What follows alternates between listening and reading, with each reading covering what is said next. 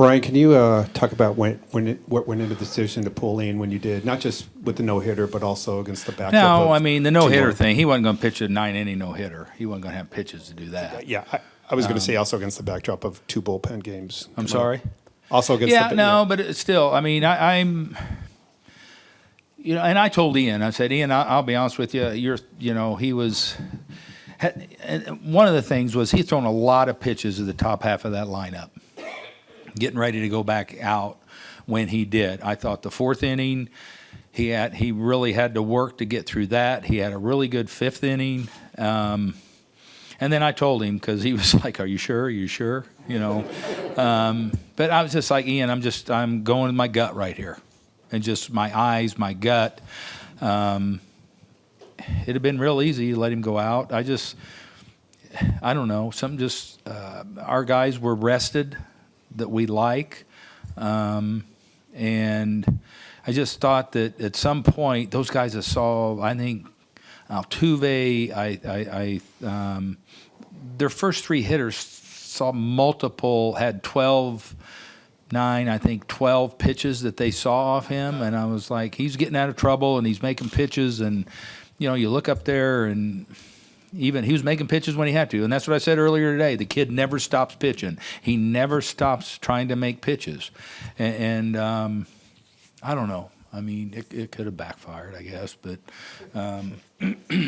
I just thought at that point in time, in this game of this magnitude and all, that he had done his job. And we had a bullpen that all the guys we used had 2 days off. And they were only going to pitch an inning apiece. And that made them available for the next 2 games after if it went south.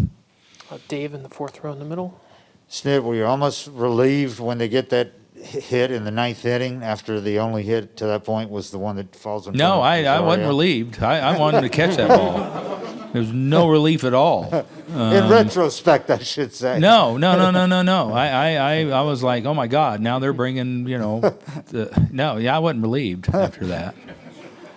What can you say about Ian, what he's been able to do in his postseason career so far? No, he's been awesome. He's been awesome. The kid is, like I said, is so mature, but it's, we got a lot of 3-ball counts, but the biggest credit to Ian is he never stops trying to making pitches. He never gives in. He stays with his stuff. He stays with the game plan. If it doesn't work, he goes to the next hitter and starts anew. And he's got a really good quality of limited damage when he's not real sharp. If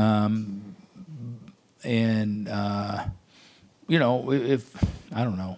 I mean, it's just like we had all our guys gassed up today, and I kind of liked how it's set up after.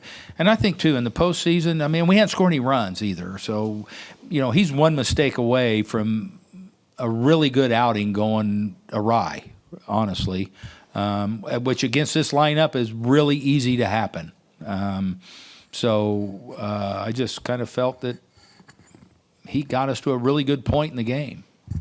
Mark in the 2nd row on your right. Snit, when you go through this game, do you have to just forget about the fact there's 2 bullpen games coming, just focus on this one? Yeah, no, I was all about winning the day, and we'll deal with tomorrow. And it is. We're going to have to use a lot of the other guys, and that's just hopefully we score more runs. Do you have a pitcher for tomorrow? Well, we're still talking. It's going to be an opener, and we're not sure right now. We're still, as things get rushed through, talking about who that's going to be. But we'll have one here shortly. We'll go to the 5th row in the middle.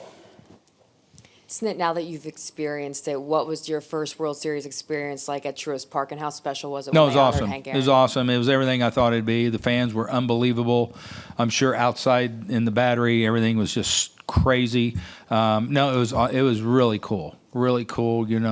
I thought, before I thought we did I got to hug Billy, and.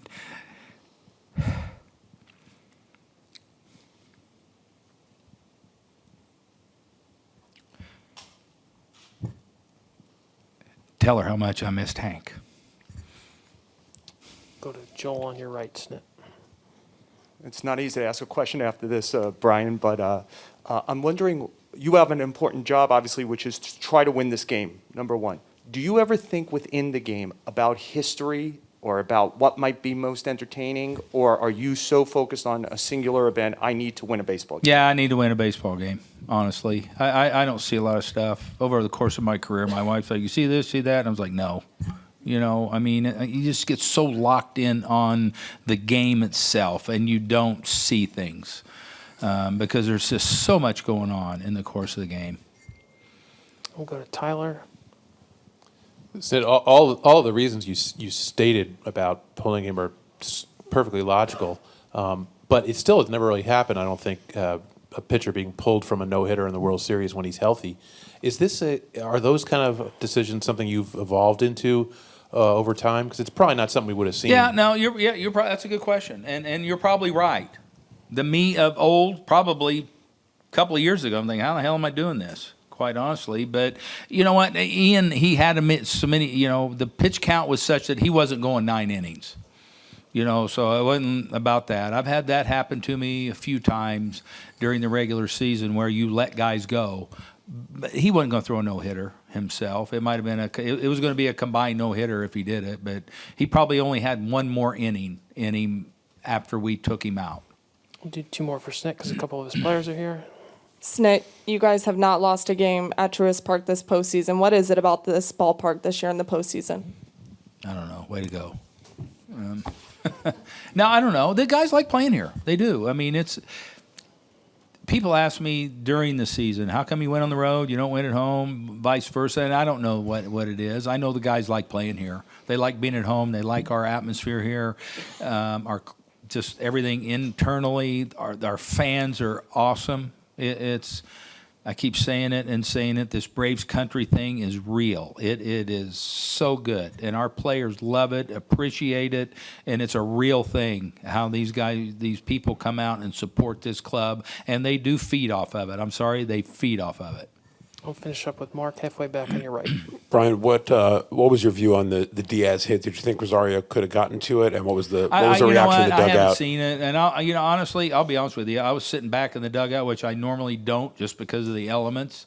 So, and I haven't seen a replay or whatever. I know it's probably one of those in between type things. And I'm going to tell you what, to the players' credit, it's hard to hear. It is so loud, and it's hard to hear. And that's one of those plays where you practice. If you got somebody that can work the pitching machine really good to do that play when we do pop-up priorities in spring training. That's a big play that we do so we don't have wrecks and guys take command of that. But in these circumstances, anything can happen because guys can't hear each other. Was there a reaction in the dugout, or was it just, tying runs on base now? No, I mean, I reacted. I don't know. I just reacted. I mean, I wanted number one. I didn't care about no hitter. I just care about the tie run getting. But it happens. I mean, it's a tough play right there.